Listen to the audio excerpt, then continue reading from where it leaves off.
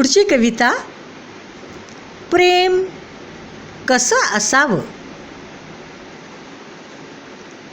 प्रेम कसं असावं. प्रेम निर्भेळ असावं. प्रेम निरागस असावं. पौर्णिमेच्या चांदण्यासारखं शीतल असावं. सरोवरातील पाण्यासारखं नितळ असावं. प्रेम चंद्रकिरणावर जगणाऱ्या चकोरासारखं असावं. मेघांना पाहून नाचणाऱ्या मयुरासारखं असावं. प्रेम वासनारहित असावं, पण प्रेम भावनासहित असावं.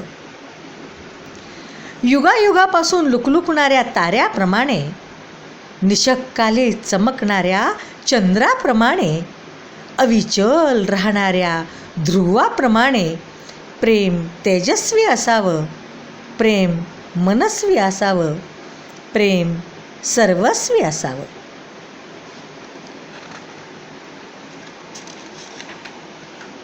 गोजीरवाण्या बाळासारखं प्रेम हसरं असावं. लाजवंतीच्या पर्णासारखं प्रेम लाजरं असावं.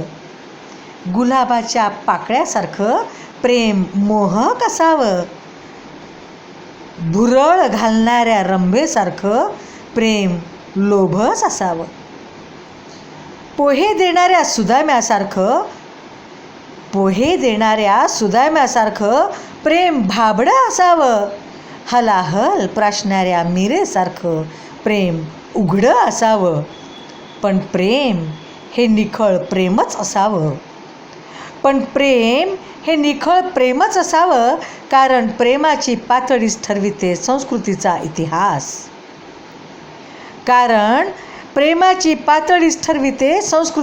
इतिहास. मानवाचा विकास आणि नीती अनितीचा द्वंद्व समास.